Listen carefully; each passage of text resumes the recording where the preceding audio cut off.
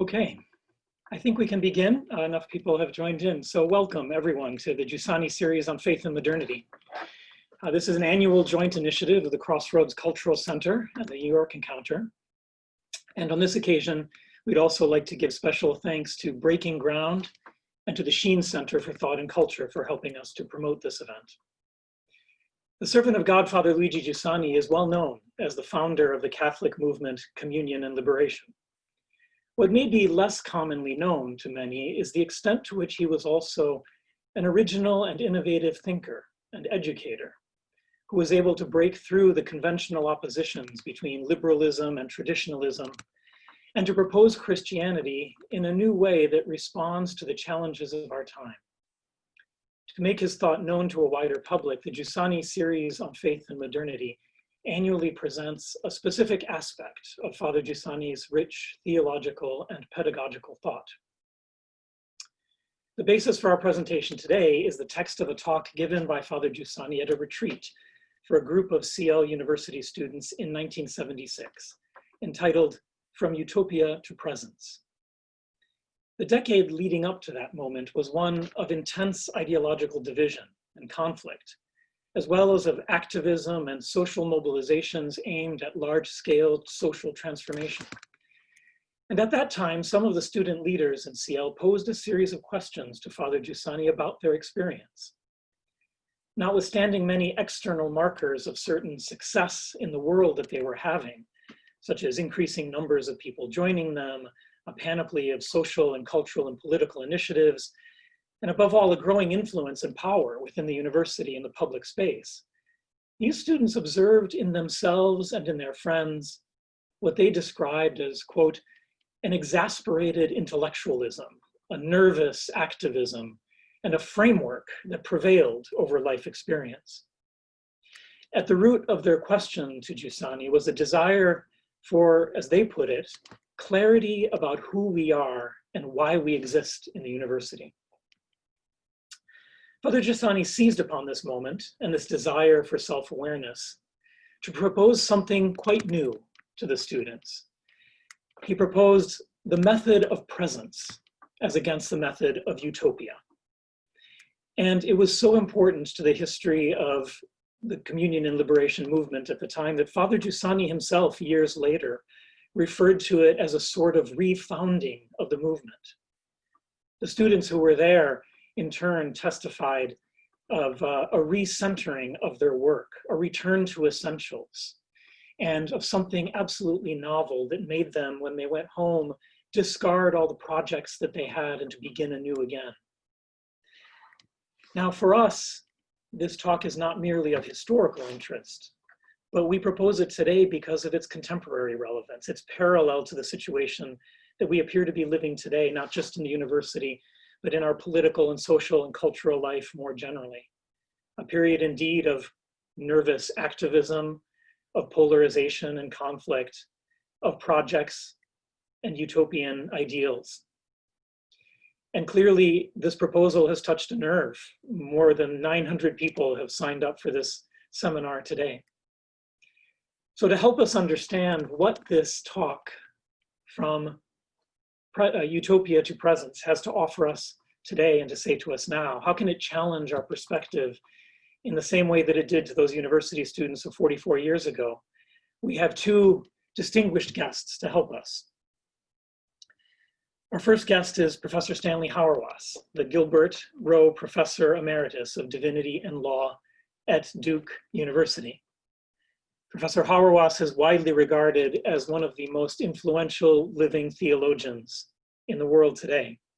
His work cuts across multiple disciplinary boundaries in conversation, not just with systematic theology, but with philosophical theology, ethics, political theory, social sciences, and even medical ethics. With him, we have Professor John Zucchi, a professor of history and the past chair of the Department of History and Classical Studies at McGill University. His research and publications have been in the area of international migration history, principally. He is also the national leader of Communion and Liberation movement in Canada. Following their brief initial remarks and some conversation that I will try to initiate with them, And during that time, you're welcome to submit questions to the speakers by using the Q&A button at the bottom of your Zoom screen. And then in the latter part of our event, some of those questions, as time allows, will be selected and I will pose them on your behalf to our speakers. So without further introductions, I'd like to turn the mic and the Zoom over to Professor Stanley Hauerwas. Stan, the floor is yours. Thank you very much. I confess when I first read Father Giussani's Utopia and Presence, I wasn't quite sure what to do with it because that's not a normal contrast. We don't hear that dualism articulated very often.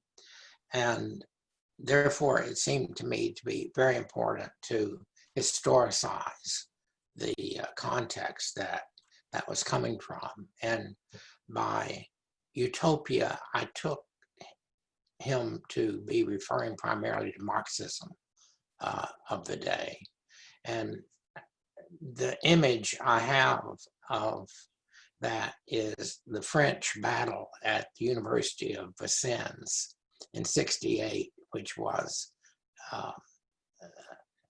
extraordinarily violent and threatening. And it's hard to believe that that wasn't in mind as he talked about Utopia as underwriting extreme action that he thought was inappropriate for those in communio at liberation. But at the same time, I want, in general, to say I don't think utopianism is in and of itself always wrong. More's Utopia was an attempt to imagine a different world that made possible alternatives that the world could not imagine at the time. And I don't think Father Giussani would necessarily be against that account of what Utopia suggests. We need imaginative alternatives, and that's what he means by presence. I think, namely, that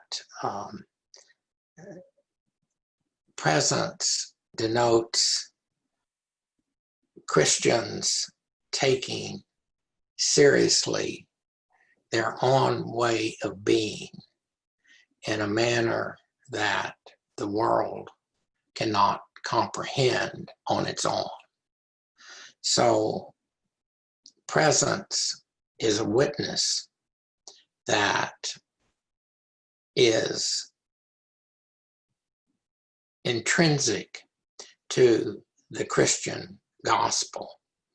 And of course, one of the things that has always attracted me to communio at liberation and Father Giussani is the Christological center that's at the heart of everything he has to say. And of course, I mean, you think that's the way to get the Jesuits mad. But that the Christology is so prominent.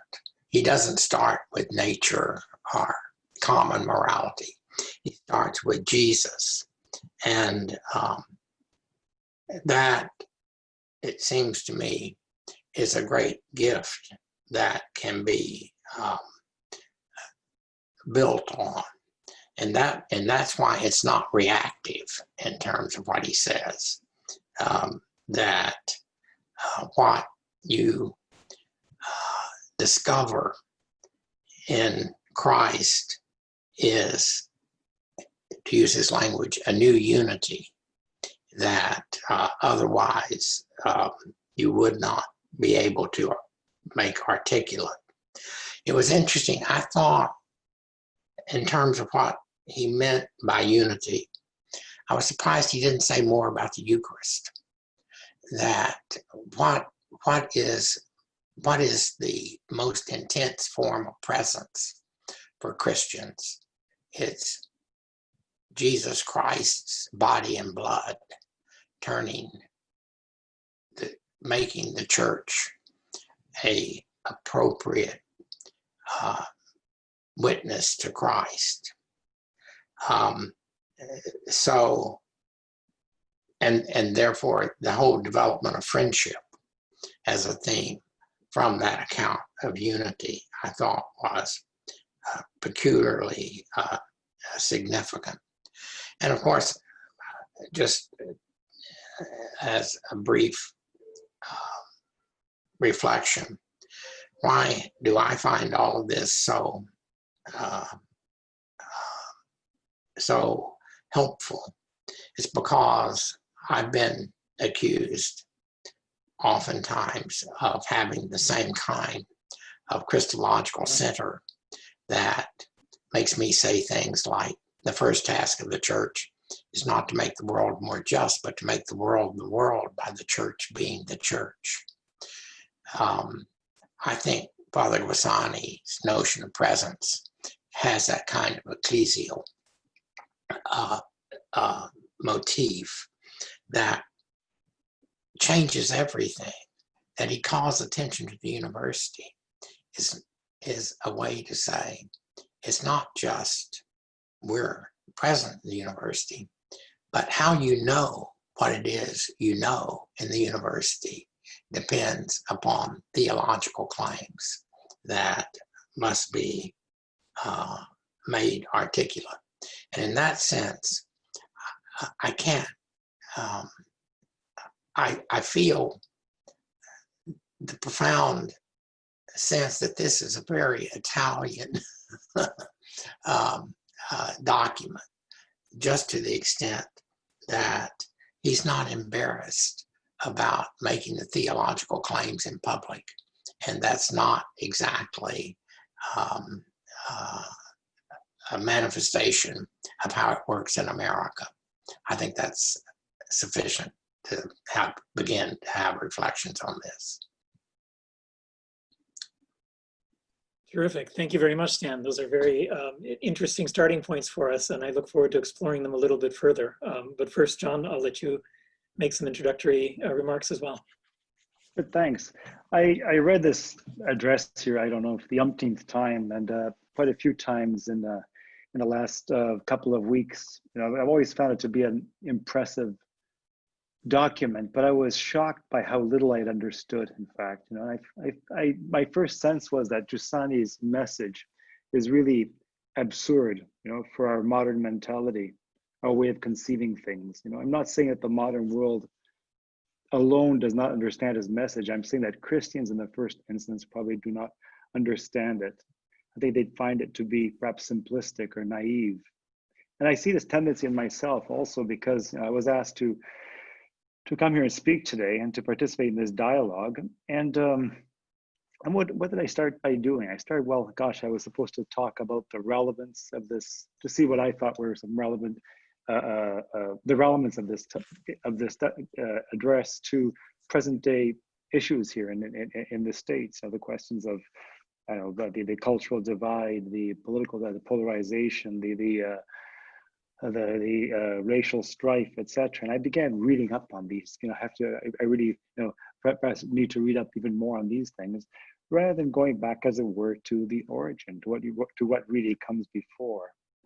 You know, Father Giussani didn't tell us, I think, that, you know, that, yeah, no, I know he did not tell us to withdraw from all these issues, to withdraw from these difficulties, from reality itself, but he told us essentially that we were not being serious with reality. We always stayed at the surface level because of this tendency to simply jump out of things, to put the cart before the horse, as it were.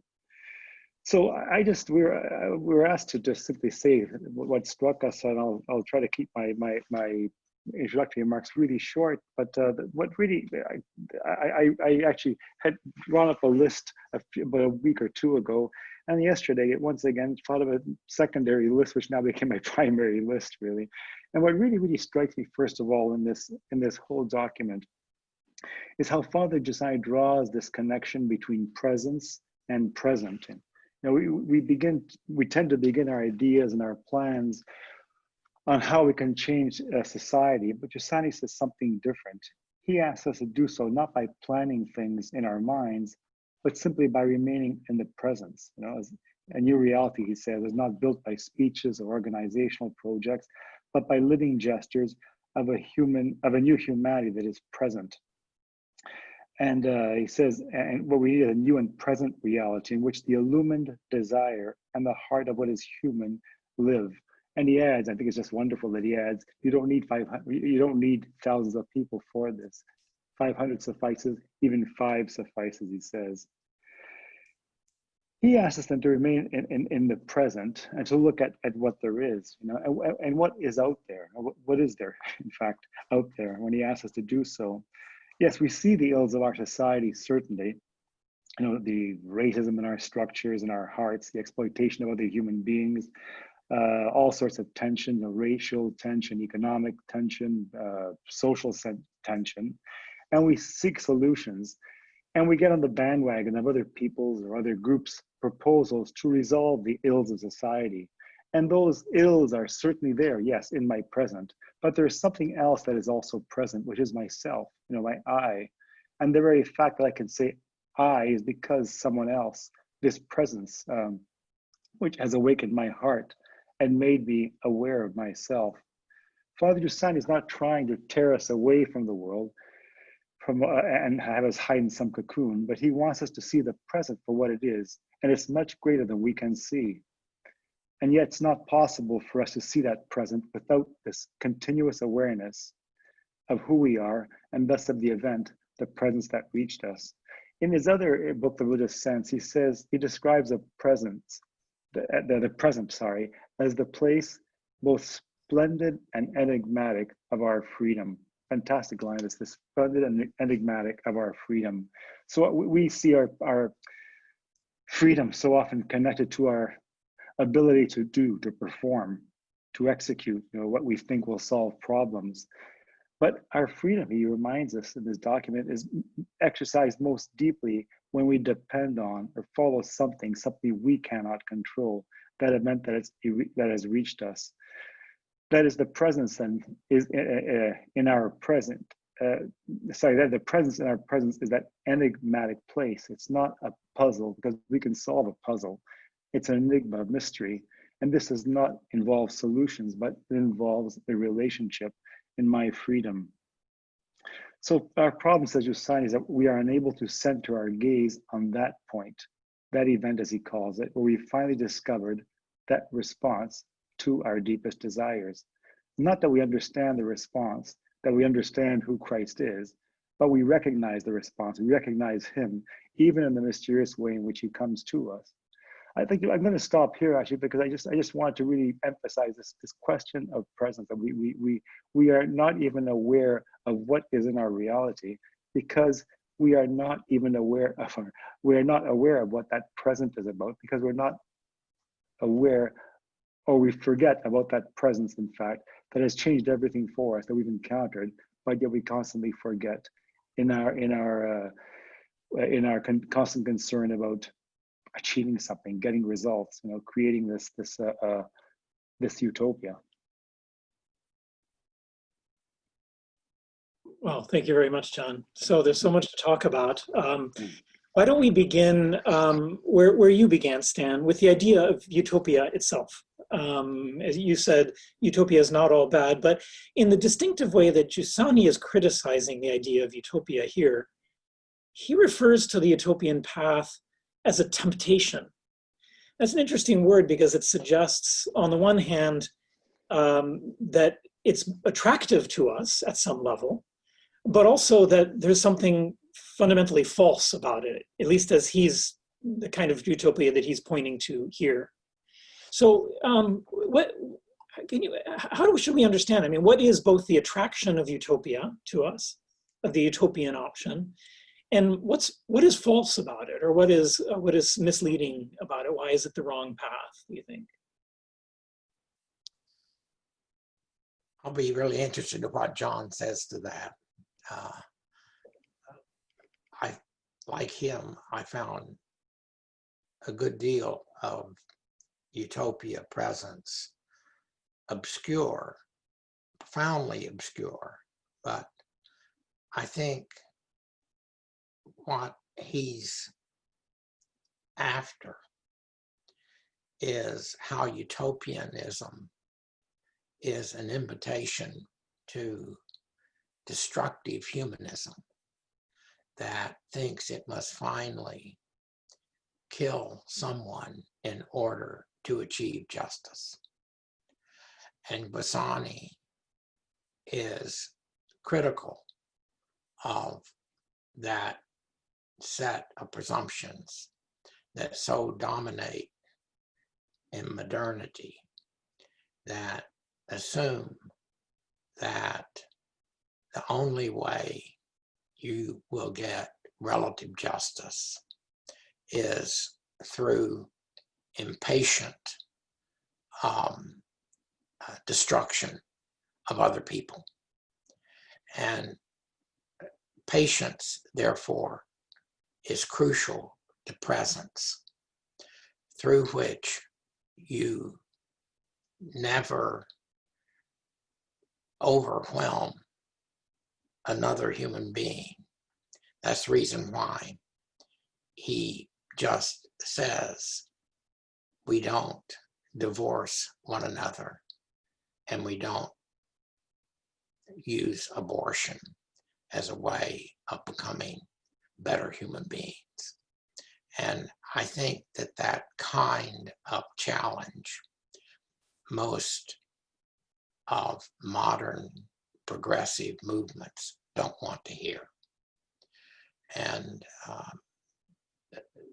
that is how he sees that the formation of human beings comes before any social movement that says we're going to make the world more just, even though people are not. Thank you. I'm struck, among other things, by your reference to patience, because Giussani himself, I think in the text, has a very interesting use of time and appeal to the importance of time, and distinguishing, the urgency and immediacy of social activism versus the responsive presence being something that involves planting seeds that may not germinate even for centuries, right? And I think that brings out much of what you said.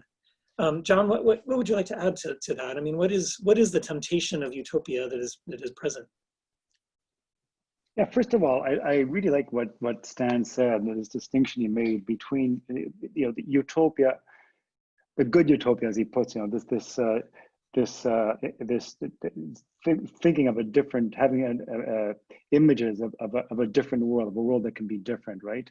Using the imagination in that sense, and then this impatient destruction, that one can get into when one tries to force one's utopia, as it were, wanting everyone to get in on the project because one wants to have that immediate results.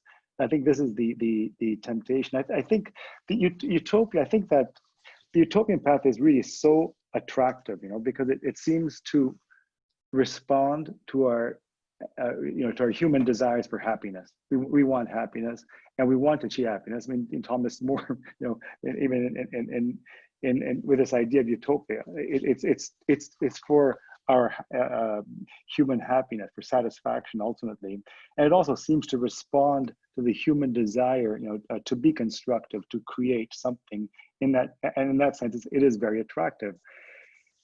But there's something about a utopia that there's a great temptation for us. It becomes kind of how can I put it? It's kind of a short run, let's say, to get to something that really needs its time, And there's something false, therefore, ultimately in utopia, because our desire for happiness is infinite, and a utopia is always a human construction, ultimately, with all of its limits.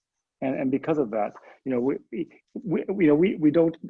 This is not like how can I put it, a theory. We understand this in our own experience, that anything that we construct for our happiness, right, always leaves us asking for more, searching for more, because nothing can really ultimately satisfy. Nothing that we can give ourselves can satisfy ourselves. And utopia is yet one more thing that we can construct, right?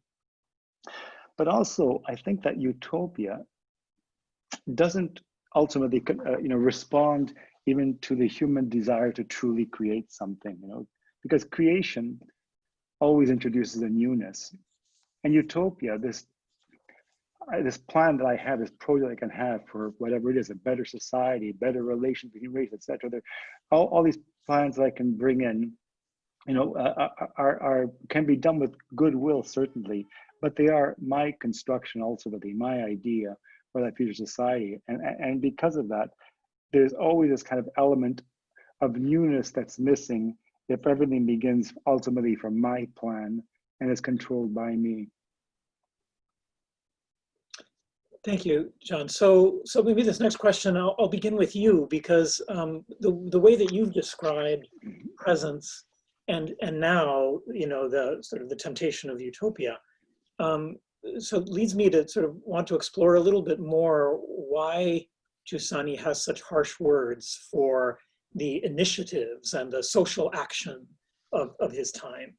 He says in the talk, the community is not a cluster of people to carry out initiatives.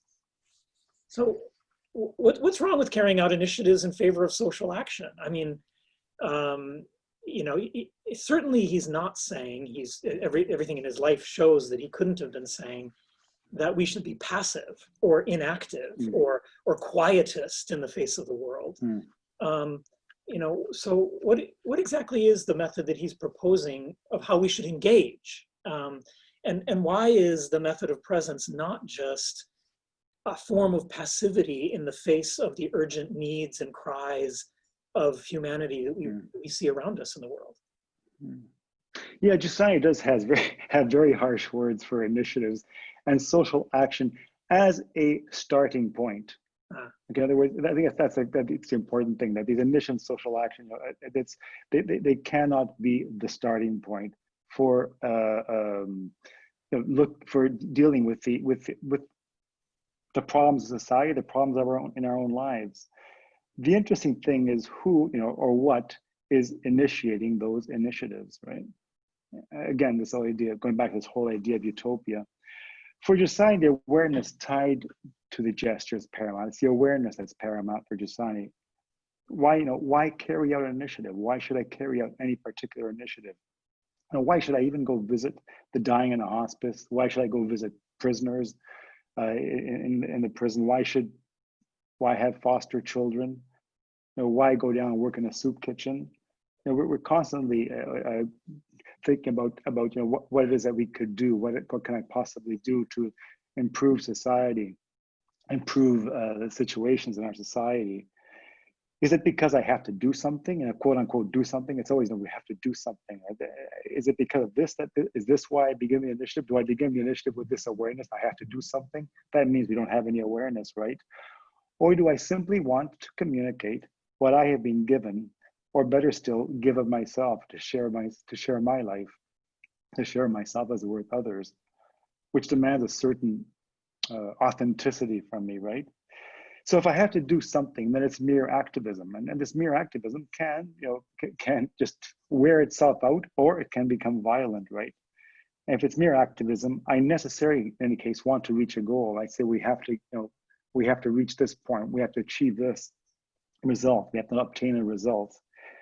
With presence, I can carry out the same initiative as others. I can do the very same thing. I can be involved in demonstrations or protests, perhaps even. And yet there's no goal in resolving problems. I don't have the claim that I will resolve problems. Father Giussani had that great line that he always spoke, phrase that he used, that we always have, if we live with realism, everything we do is an ironic attempt. Ironic because why? Because from the start, we're not capable of achieving those goals. So there's nothing more than in what we do if we have this presence, if we live this presence, there's nothing more that we do than communicating ourselves, or better still, of sharing our lives. So everything is in the awareness with which we do things.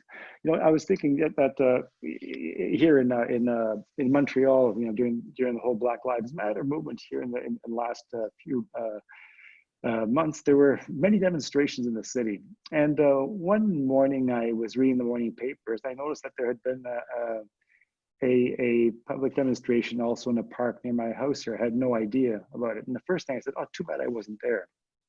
First reaction, right? And then I began to ask, but why would I have gone? Why would I have gone in the first place?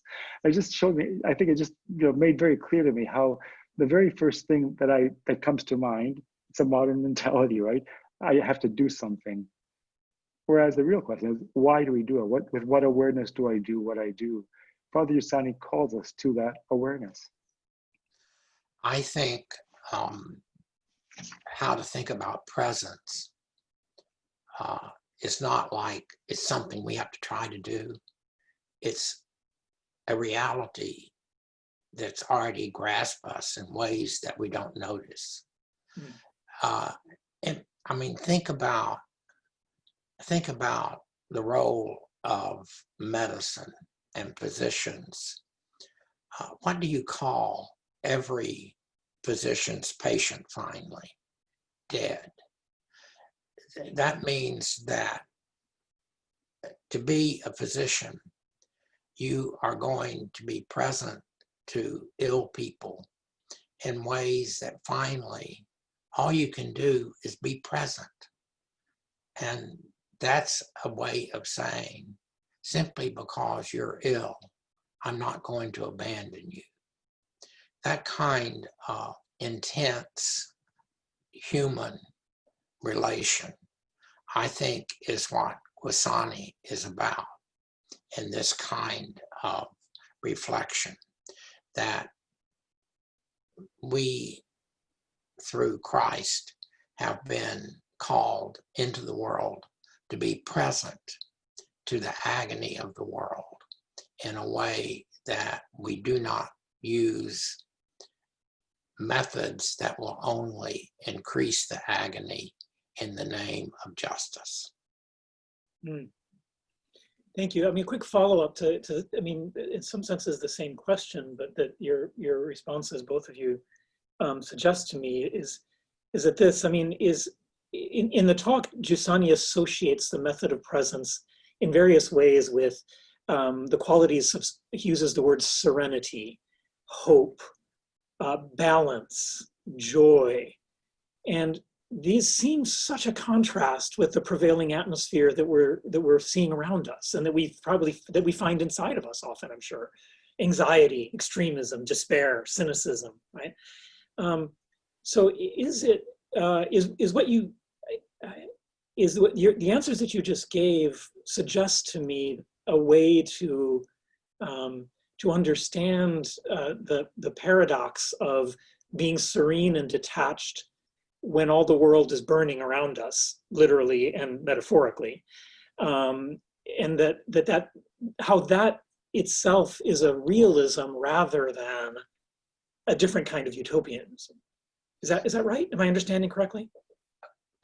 The criticism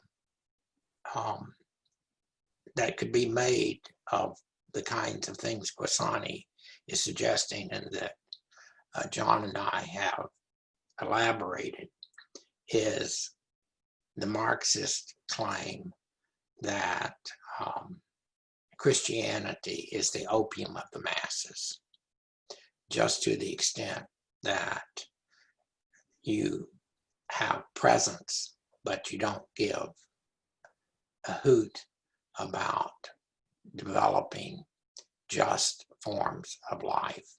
And the reason that we are so blasé about that is because our lives are okay.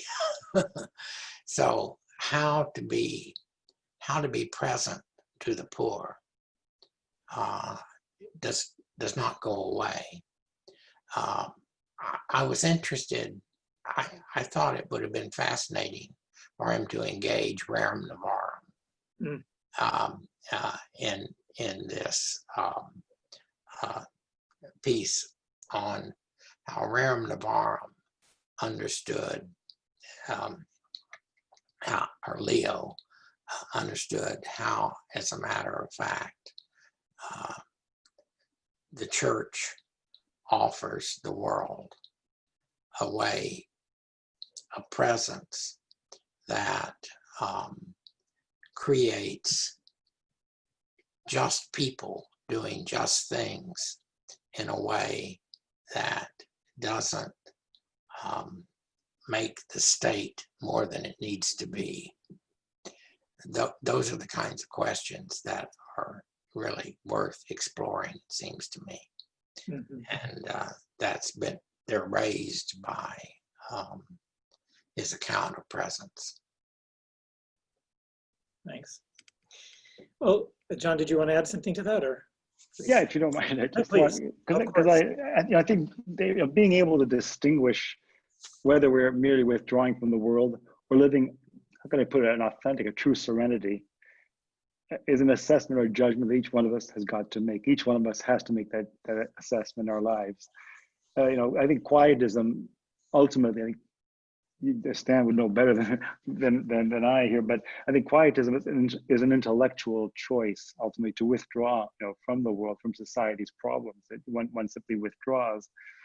And one who lives a true serenity, is actually engaged with the world, because that person knows that he, or she bears what he or she bears really is a good for everyone, and hence the serenity, and you wear it on your face. It's a thing. I remember once I was walking across the university campus, and one colleague just walked by me and simply quipped, "You must know something we don't know," he said. And I said to myself, "You're damn right." In any case, but why isn't that method of presence just another utopianism, as you were saying before? Because I think presence starts from a fact, and I think that's the huge difference. It starts from that fact. What I've met is a fact, and I have to deal with it. I can refute it, I can refuse it, or I can see, or I see the Christian encounter as the fact that's entered my life as the most exceptional thing that's happened to me, and responds to my deepest needs, and I simply go against myself if I don't accept and engage with it and stay in a relationship with it. And this is where the serenity comes from. That allows me, as I think what Sam was saying before, that in that relationship with that point in which the event comes to me and makes me aware of myself, staying there, I also relate to others a different way, can accompany them in a different way. Do you mind if I just give you an example of this, Paolo? Is that okay? Can I just go? I was really struck. The most in the whole question of Black Lives Matter. I read a great deal on this during the whole period. We're from a Canadian perspective, we're really struck by this. Also because it made us ask what was going on in the States. We tend to be kind of snarky and say, well, and smug about the Americans having their problems, but we've had our problems and have our problems, and we haven't been as honest at times at looking at these problems as the Americans have, right? And the most intelligent op-ed piece that I read anywhere really on Black Lives Matter came from a Quebec entertainer whose father was from the Caribbean, and his mother was a Black from the Caribbean, and his mother was white, French Canadian woman, and he told the story of his father, his father, by the way, was down in Washington, marched with Martin Luther King during the Civil Rights era. In Montreal, he was involved at the Jewish General Hospital, working as a technician in the orthopedic section, and he helped many of the Blacks from his island to find work. I was very involved with their associations, everything. And then, but in this op-ed piece, Gregory Charles wrote about his his father arriving in the city and trying to find a place. I mean, I just quote from his letter here. He says, in the early 1970s, my parents tried to rent an apartment in a Montreal neighborhood. On seeing my father, the owner, a somewhat obtuse colossus, told my mother that there was no question of him renting to a black man. My mother, white, 4'11" tall, gave him a piece of her mind. My father took her by the hand, thanked the owner for his time, and we left. About 15 years later, this man broke his leg and was transported to the Jewish General Hospital in Montreal. Having recognized him, my father, who worked there in orthopedics, chose to take care of him. It was a complicated and painful fracture. I was a teenager, that is, his son is saying this, I was a teenager and I worked with my father in the same hospital at the time. I admit that I did not really understand why my father wanted to help, but especially to serve a man who had been so cruel with us. For a few days, I've been hearing his answer in my head. He's in pain and he needs comfort. I will do for him what must be done, and I will do it as well as I can. And I hear him add, because that is how we love and how we win, son. The man spent 6 days in hospital. He recognized my mother, who still didn't love him, and who again gave him a piece of her mind. But I will not forget the words he said to my father when he left. Thank you, Lennox, for healing me. And I'm not talking about my leg. And to me, he added, your father is quite a man. You have big shoes to fill. He goes on and to describe the police officer who killed George Floyd, and says, if my father were alive, he'd tell me that this cruel man needs love and compassion, and he probably lacked it. He would tell me there's a soul to save in him. He'd also tell me that the problem is not him, but the other police officers who didn't do anything. No compassion, even less courage. These other police officers are sometimes us. Black or white, young or not so young, we sometimes stick to our certainties. We give explanations, short justifications when the problems are complex and cruel. We have to rebel, get up, refuse what's unacceptable, what is undrinkable. One cannot respond to cruelty with cruelty. You cannot respond to violence with violence. You can't respond to indifference with indifference. You have to respond to anger by listening, to indifference with compassion, to hatred with irresistible gestures of love.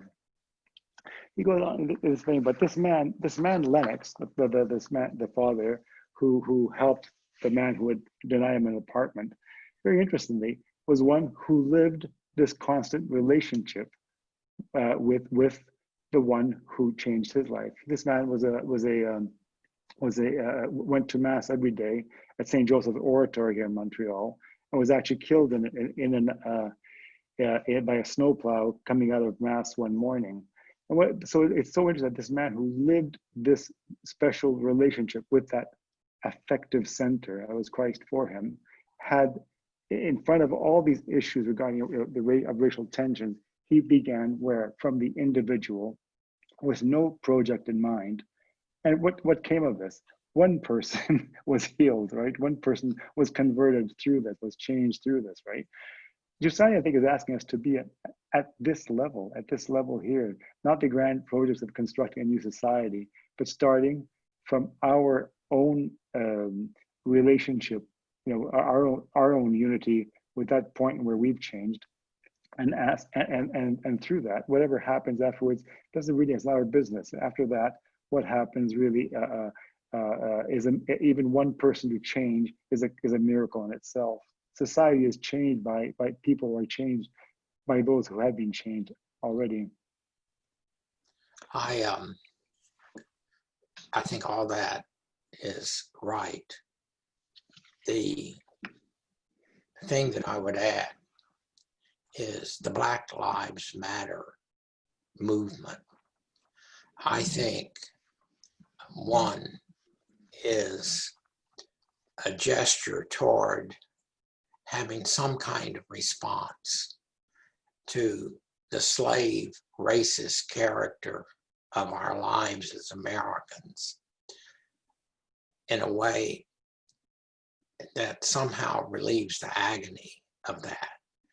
I mean, what do you do when you've been a people that receive a history that was so wrong, there's nothing you can do to make it right.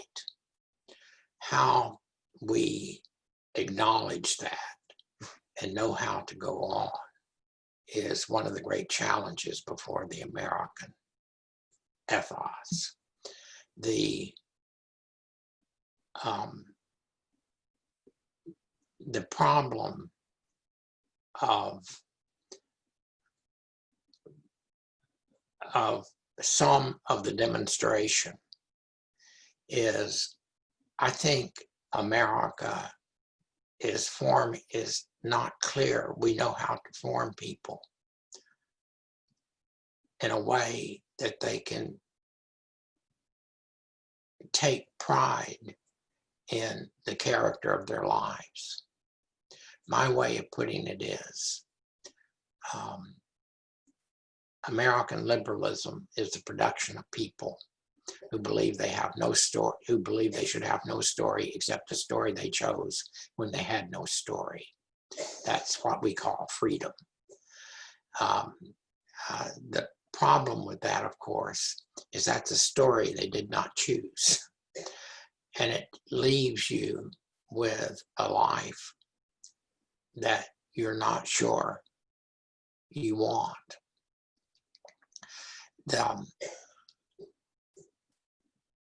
The Black Lives Movement is an invitation to finally identify with something that is unambiguous, that gives me a life I like living. Now, but the problem is you need more than that. And that's what is not immediately apparent in terms of what the more is. And Giussani, I mean, it's clear, he offered young people moral orientation that produce lives worth living. And that is presence. Stan, what you said just now suggests to me that part of the appeal of this, the narrative, whether it's Black Lives Matter or simply other forms of activism, protests, and related to the critiques you've made of liberalism in general in the past and the alternative of the church, is that part of its attraction is that it holds out a promise of a unity with other people, to overcome the fragmentation that liberalism has historically, that we've inherited from it. And in your opening remarks also, you pointed to the stress that Giussani gives to unity in his talk, which is really apparent, right? It's pervasive, the unity of the community, the unity of those seized by Christ, the unity of the church, our unity with one another. And then he goes on to suggest that the problem that we face is to grow in a mature self-awareness of that unity. He even goes so far as to say, I wrote it down, awareness, to insist on the awareness that our unity is the instrument for the rebirth and liberation of our world. So I wonder if you could sort of reflect on what you think that means concretely. What does it look like, practically speaking, to grow in a self-awareness of our unity in the environment in which we find ourselves? And why is that expression of unity so critically central to answering what it means to be authentically Christian in what is essentially a hostile world to us? Without the church, there's no salvation.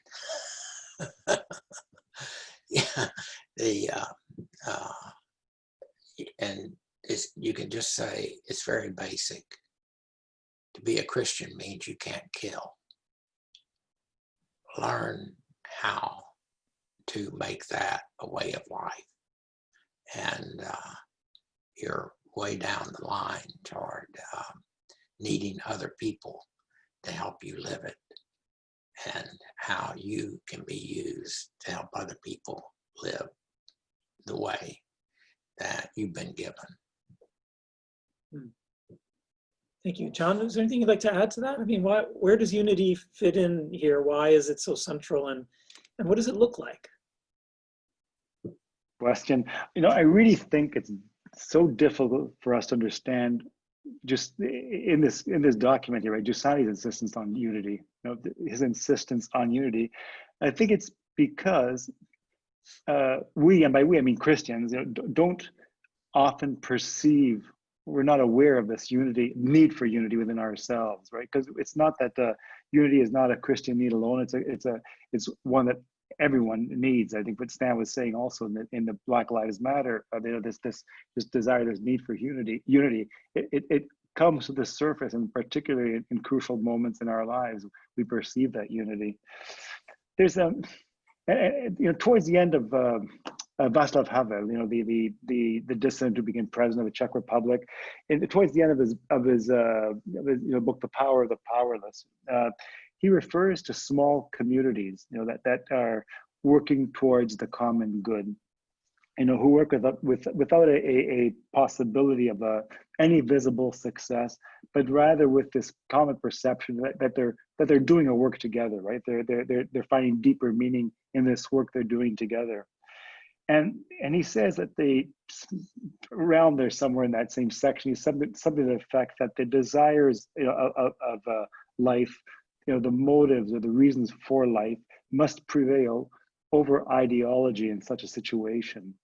And so the newness for him, I think is fantastic. For him, the newness, the discovery for him was a newness that came really not from utopia, not from something in the future, but from something already present. That is from he and other dissidents, in his country and in Poland and in the West, you discovered in the simple joy of working together. In other words, it wasn't in some future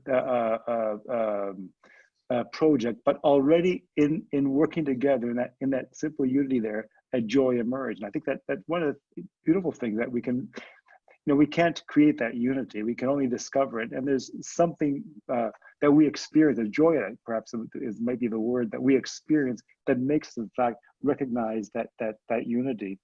And Havel had the intuition that our future political life depends on this. And I think what he says is also very profound, because it makes us understand that that we can't create that unity, but only desire it. Perhaps even unawares we can desire it. And so I think it's the same thing for us in the church. We can't go around constructing another utopia called unity. We do, and I think there are attempts of people trying to, we're not going to create community. We can't create community. It's going to end up, as a flop, I think, normally, at least from experience. And our need however, for unity is such that when we discover that the Christian event has seized us and seized others in the same way, we participate in that unity. Our freedom is involved in that unity, and we discover ourselves participating in a unity that is very, very concrete, even with others. And we do things in a very different way. We just end up doing it in a different way. I was involved for a number of years ago in Quebec. We were one of the early places on the continent to actually bring in assisted suicide under law. And there was a commission that was held here, a parliamentary commission was held to look at the question of euthanasia at the time. And I remember that when it took place, the whole idea was that I was going to we were going to do all sorts of efforts to present a different way, a more, we believe to be a more human way to look at the questions of the end of life. We did this, I think, with a certain realism, knowing that the law would probably pass at some point, which it did. So what do you do in the face of that, right? What we do is simply admit defeat. Here was our utopia, hoping to have a different world, and we fall apart. No, we start from that one point of unity, right? From what has happened to us. And one of our friends who lived this unity in a very, very beautiful way, simply without really even blinking an eye, just simply began responding, not carrying out projects, but responding to requests that came to her people that were, about 4 or 5 people, I think it was 5, I believe, one after the others, and were dying of cancer. And she simply went into the hospital to spend time with them, to the point that on 3 occasions, I believe it was, nurses asked her, "Who are you?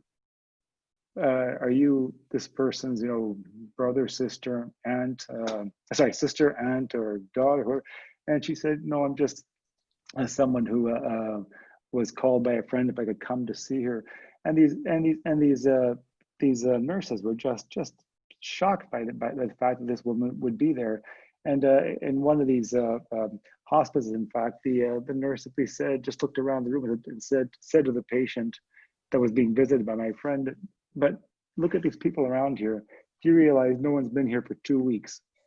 This woman's here every day to see you. Do you realize how lucky you are?" In other words, this living this unity, one, I think, the affection that one has for that unity spreads to everything one encounters, like these patients, the example of this woman. Yeah, Sorry, go ahead, Stan, you want to add to that? I think the Canadian Supreme Court went crazy on those decisions about euthanasia, I have to say. But rather than take that up, that Havel book is one of my favorites. And there's a wonderful story in it when Havel was seen as a dissident. He was tried, and his punishment was to be sent to a brewery to be a janitor.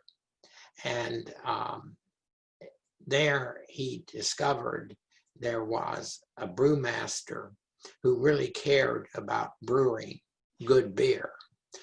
Only the communist managers of the brewery didn't care about good beer or not, because their jobs were secure one way or the other. And the brewer informed the next hierarchy in the Communist Party that these people didn't care about brewing good beer. And of course, that was a mistake, because the next management was in the pocket of the people that was head of the brewery. So they punished the brewer who wanted to brew good beer by sending him to a worse brewery. Havel's conclusion is a just society is a society that lets good brewers brew good beer. It's that kind of concreteness that you want the discussions of what it means to be people that help one another find life worth living. Thank you. I have a long list of other questions that I would love to pose to you both, and maybe offline I can sneak some of them in other conversations. But we now have only half an hour left, and there are questions from our large number of participants that are coming in too. So I'd like to turn to some of those and pose a few of those to you, if we could, as people continue to send them in through the Q&A function. One is this, there's just, I think, a desire on the part of a variety of the questions together to understand a little bit better how the utopian temptation that Giussani is referring to is in fact visible and present and at work in the environment around us today. I mean, can we identify some of the ways in which the distinctive temptation of utopia that he describes isn't just a historical artifact, but is something that is quite tangibly, within our experience today? How do you see it as a diagnosis of our current circumstances? John, do you want to go first on that? I'm not sure I could come up with certainly a very, very long list. the first thing I would say really is that I find that the first sign of utopia, of this, wanting to create utopias constantly, and without even getting any specifics, is this constant jumping into proposed solutions to our problems without ever really having considered the problems in the first place, and usually skipping right by specific faces and names of people, that might in fact be having issues, having all sorts of problems.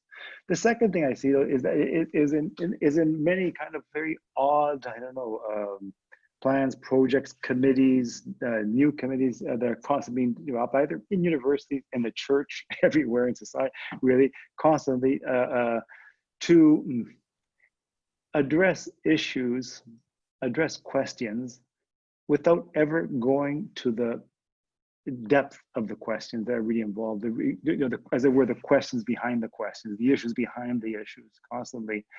I'm trying to be discreet. The ones I'd like to name, I shouldn't really be naming publicly. I could do those privately, but I must say I do see them everywhere.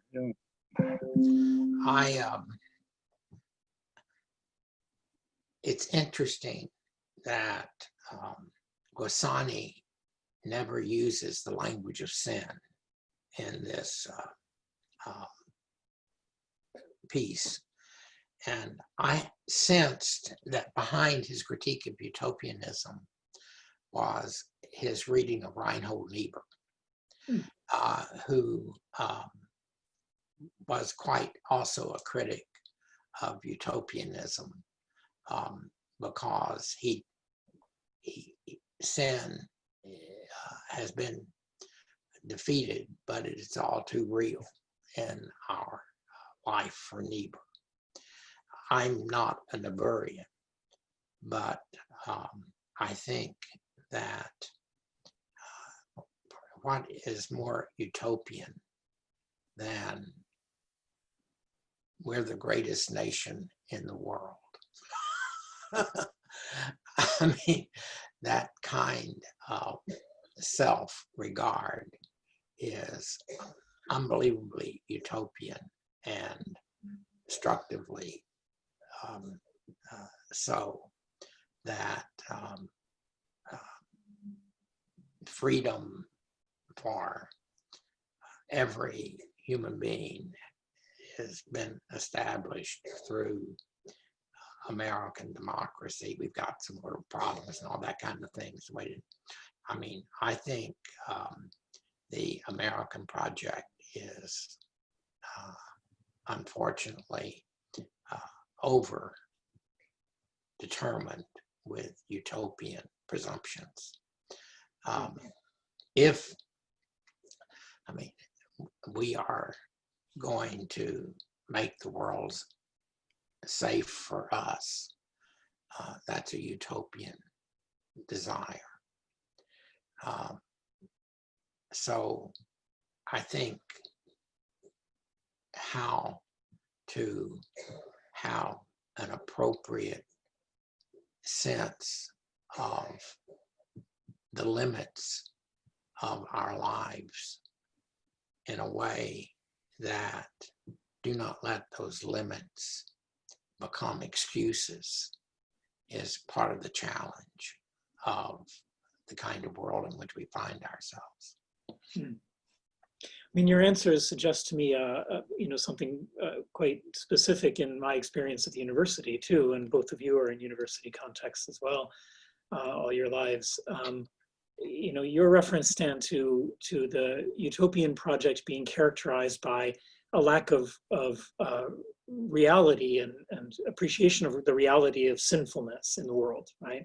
And John, you were pointing also to sort of a reduction that is always happened about the scope of reality. And I wonder if, we might not sort of point to the way in which we see around us, both of those characteristics around us, in the increasing demands of ideological purity that are present, certainly on university campuses, but in our politics in general, and on both sides, both extremes of the political spectrum. Giussani characterizes, in this talk, says one of the consequences of a utopian approach is an extreme form of moralism that flows out of it too.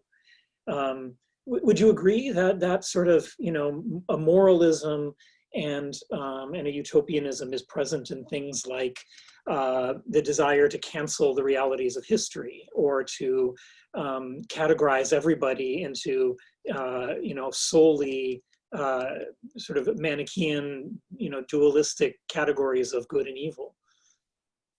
Is that a fair way of reading what's going on, do you think? Well, what could be more self-righteous than political correctness?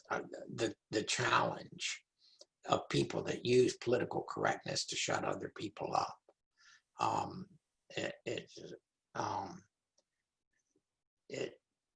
It strikes me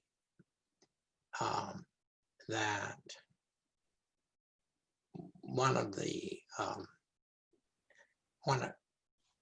I think, just to step back, I think the modern university is in deep trouble, because you cannot ask, what is it for and who does it serve? And so curricularly, you've got some people saying you can't read Macbeth because there are no good witches, or some are it's derogatory toward women. Some people think you can't read The Wizard of Oz because it's fantasy. In other words, the religious right and the left both have claims about what can and cannot be taught in a way that ends up underwriting STEM majors with the loss of the humanities serving to form our fundamental perceptions about what is good and true. And we're in trouble that we haven't been producing people of eloquence and wisdom as part of what the function of the university should be about. I find that really striking what you just said, Stan. I really think that you're absolutely right. Moralism really is at the base, really, of this idea of pulling down statues, wanting to, erase aspects of our history. And you're right. I think also both on the religious right and the left, in Christianity, everywhere we see it all. This pitfall of moralism, because I think that with moralism, or having a moralistic position, does not require that element of community, that sense of that I belong to something else. Like I can go alone and stand on my high horse and say, I think that I am able to follow a particular code. Others have not followed this code, and down comes their statue, etc. And I think that what I really, the phrase that really stays with me from Pope Francis, where he says that the truth, we can't. There's something to the fact that we can't seize truth or possess truth. That truth is a relationship, and in a sense, I find that because we withdraw from relationship with truth, with reality, with people, with Christ, with whatever, with whomever, we draw back on ourselves. That can only depend on one thing, and that is this moralism. That is this capacity to follow a particular code. And when we're moralistic, as you said, we don't start from the fact of human sin, of original sin, the fact that we aren't even able to keep to that code, in any case.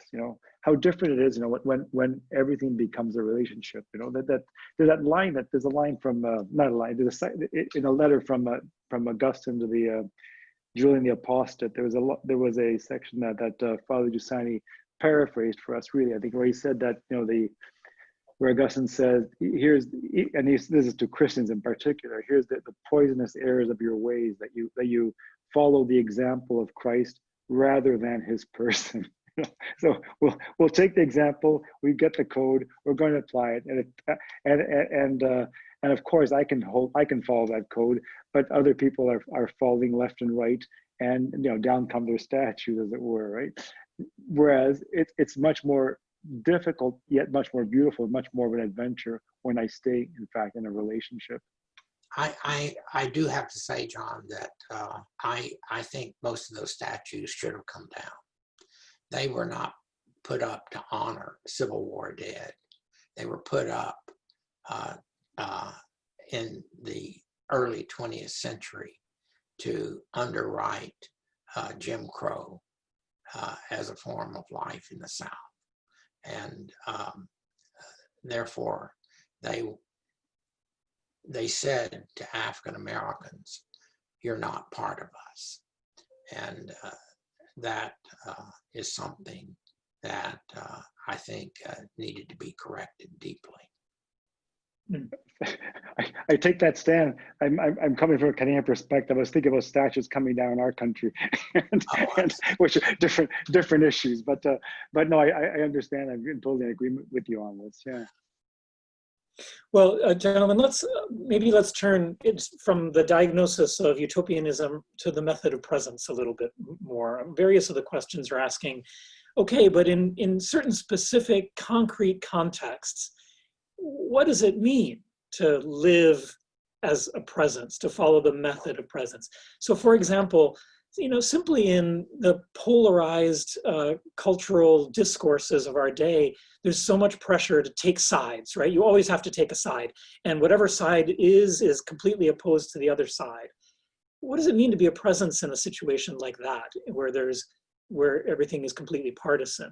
Or maybe even more, concretely, in political life. I mean, we're coming up to an election. We've already seen the fury since last night of having to take sides now that there's a Supreme Court vacancy. How do we participate in the political sphere in a better way, in a more constructive way, by being a presence? What does it mean in those contexts? Not to be stupid. I think, the first task of the church is not to make the world more just, but to make the world the world. That's not a withdrawal strategy. I sometimes say, I wouldn't mind withdrawing, but there's no place to withdraw to. You're surrounded. So you've got to learn to live like serpents, with a wisdom that doesn't, with a wisdom that lets you make discriminating judgments in a way that at the same time doesn't force you into alternatives that must be avoided. By that I mean you rightly should worry about the kind of person that currently is the President of the United States,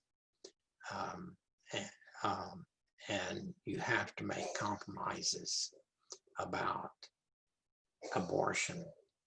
But I wish, for example, Christians in America, rather than immediately thinking we've got to defeat Roe versus Wade, why didn't we argue for every child in America that is conceived can count on having a support fund to be sure they do not starve?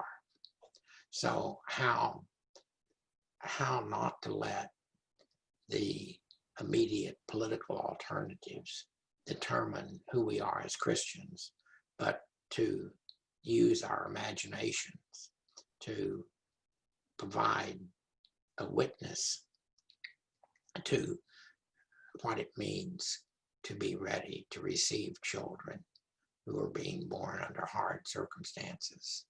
This is what we need to do if we are to have an authentic witness in the kind of world in which we find ourselves.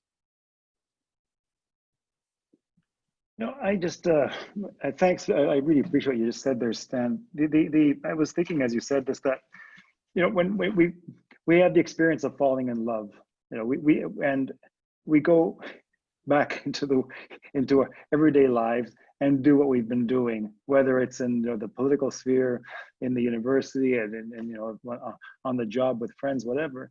But we do everything in a very different way. There's a new accent is introduced by the fact that we're in love, right? And in a sense, this is what happens to us, or not in a sense, it's what happens to us if we live with awareness what we have met. You know, if we have an awareness of what it is that we've met, you know, that, you know, presence begins from a fact. You know, and if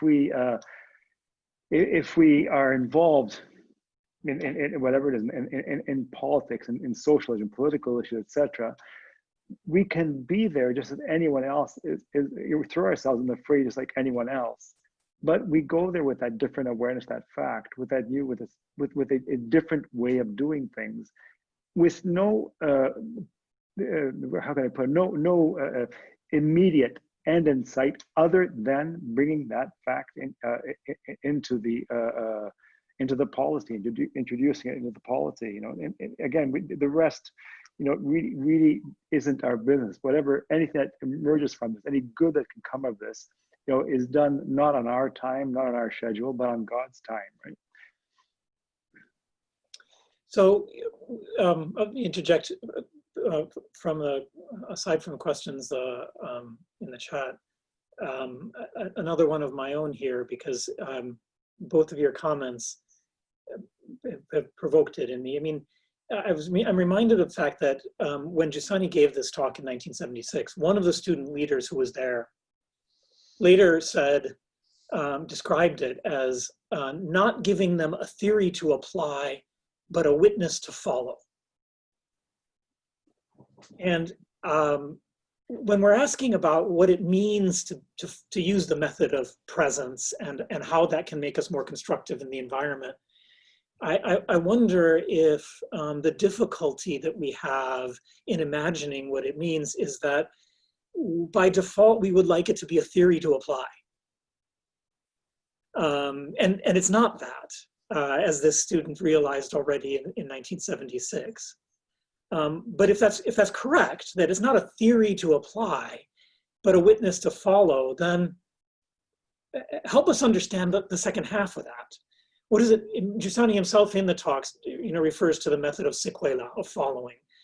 How does following a witness and the method of following provide a way forward in the environment that we're in, you know, and allowing us to be a presence without reducing that to simply a mechanical theory of application, which itself then would only be another form of utopianism.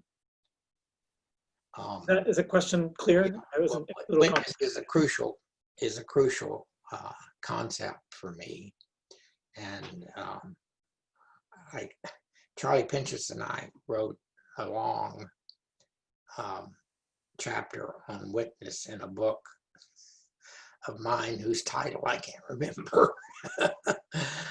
But if Jesus was a theory, you wouldn't need theologians. All you would need is philosophers, because theories make possible conclusions from the relation between propositions that can be shown to be necessary. And so you don't need a historical figure to do theory. But Christianity is not a theory, it's a person. It's what Giussani called fact. And fact can only be known by one person telling another because they're contingent. And therefore, the kind of work Christians are about is first and foremost always witness to that fact that determines how we therefore read other facts and become for other people that kind of witness. John? I find that in following a witness rather than a theory, I think we see the complete, the difference between utopia and presence. I can follow a theory for utopia, but for presence, I need to follow a witness. I need to follow someone who brings that accent of newness, into my life. With utopia, I don't need an authority. I don't need a father. I don't need a mother. I don't need someone to look at. I don't need someone who accompanies me. I just have to look at, apply the theory as it were to get this, what I think will be a predetermined outcome. Whereas with a witness, I need to, I need this accompaniment. That is, I need to see in the witness something new that will accompany me.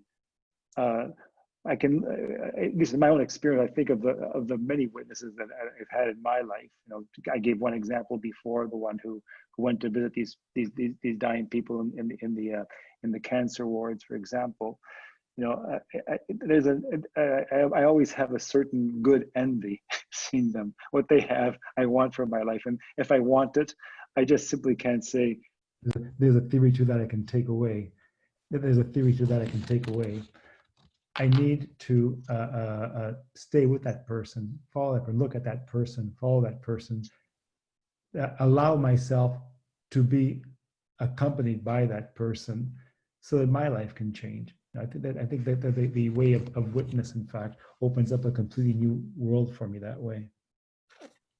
Thank you. Well, we only have a few minutes left. Maybe I can pose one last question to you before closing. And one that might help us also point the way forward at a personal level in terms of our responsibility and response to this proposal of Giussani's today. I found it very interesting that the text, first of all, insists that we're not here to win anything. And in fact, then he takes it even further and he says, we cannot win. Not only we're not here, that's not the purpose of, we can't win. And even further than that, not only we can't win, but he says explicitly, we should expect to be ostracized and marginalized in every sense when we live our Christian identity in a world that is completely shaped by atheistic assumptions. We should expect that. And yet, the talk is really profoundly a talk that is hopeful, I find.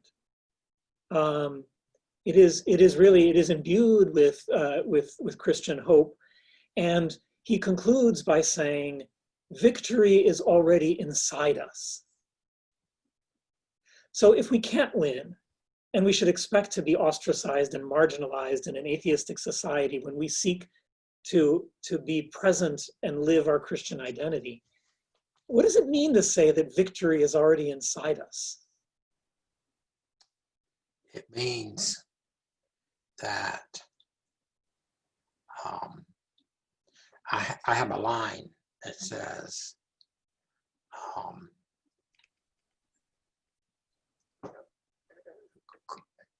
Christ has defeated war,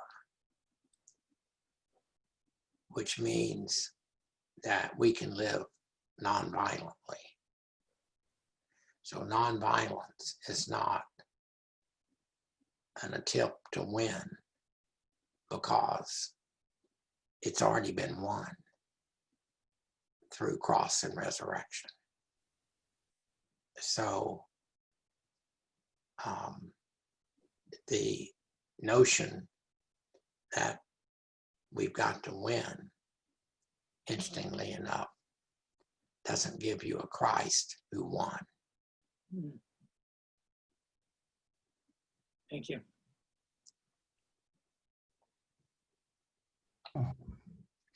I'll go. Yes, I'll go. But you're asking about the how we can, I guess, make sense or understand this what you said was the victory is already inside us, and I think we can only understand it by discovering it, and I say this because, again, I mentioned before this question of this whole issue of euthanasia when it came up in here in Quebec. With a few friends, we began looking at this issue, and I remember one of the starting points was precisely this line here, right? Victory is already inside us, right? That no matter where this goes, and there'll probably be a law, that will bring in assisted suicide, but the victory is already inside us with our starting point. That starting point, however, that line there I said can also be stated ideologically. You can understand it ideologically. It's not an ideological line, but we can understand it almost as a kind of a slogan without really understanding it. And I found that phrase there, even during that whole experience of doing this work, taking a particular stand on assisted suicide, euthanasia, that line, that the victory is already inside us, had to become flesh, had to become an experience. Like I remember when we went to speak at the parliamentary hearing, a few of us went to speak there. We didn't want to be ideological. We didn't want to get bogged down by in arguments, because the key arguments on both sides had already been made. So we simply told stories, of accompanying friends and relatives to their deaths, etc. Right? But there was always, and this is where I say that we did not understand that phrase, that it had to become flesh. There was always a subtle sense somehow, that we were acting for the good of society and the others were not. The others were almost in bad faith while we were in good faith. And it's only when I understood that, and this came about by actually meeting people on the other side, developing a friendship with them. Only when I understood that there actually were people that were taking a position opposite to mine, which I believe to be wrong, that were actually acting in good faith and desiring society's goods. They weren't trying to pull the wool over people's eyes, but we were desiring to do something good for society. That I began to understand that the experience of Christ's victory, leaves me free and unafraid of encountering anyone, of making friends with anyone for any particular position, and to even see that they are a good for me. So I had to develop, a friendship, in particular one person on the other side of this divide, to understand that this divide even is really something of our making, of our creation, really. And this made me think also of the way when you read in the Gospels, you see people like Joanna, the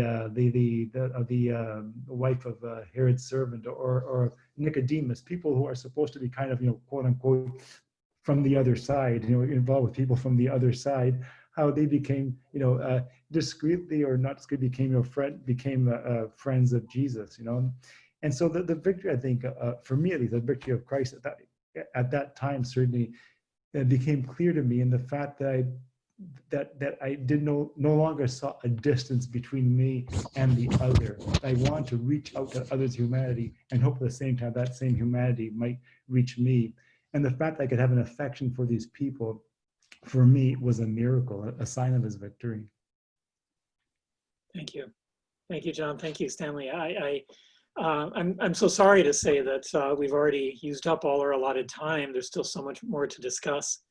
And I'm sure that I speak on behalf of the many hundreds of people who have been listening as well, in expressing gratitude for the way in which you've broken open this text for us, helped us to connect it to our current way of living, and provoked us to reflect on it as a question of our own personal responsibility as well.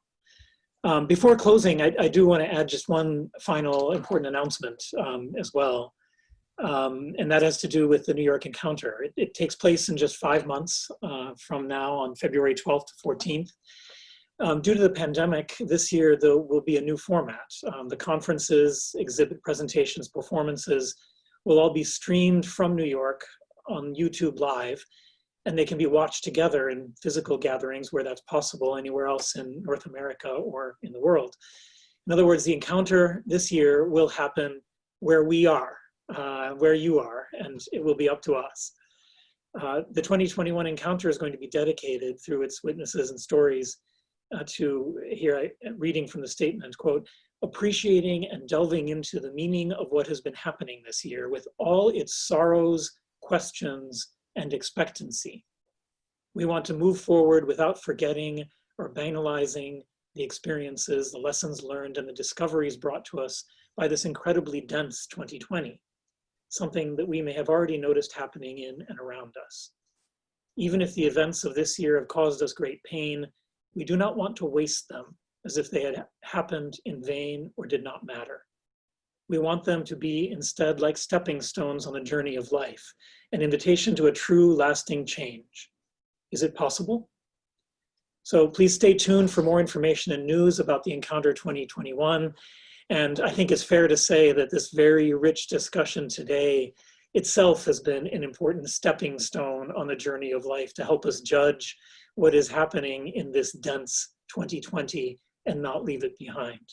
So Stanley, thank you for joining us. John, thank you for being with us as well. And I wish you a good evening and say, you know, for all of our guests as well, thank you. Thank you. Thank you.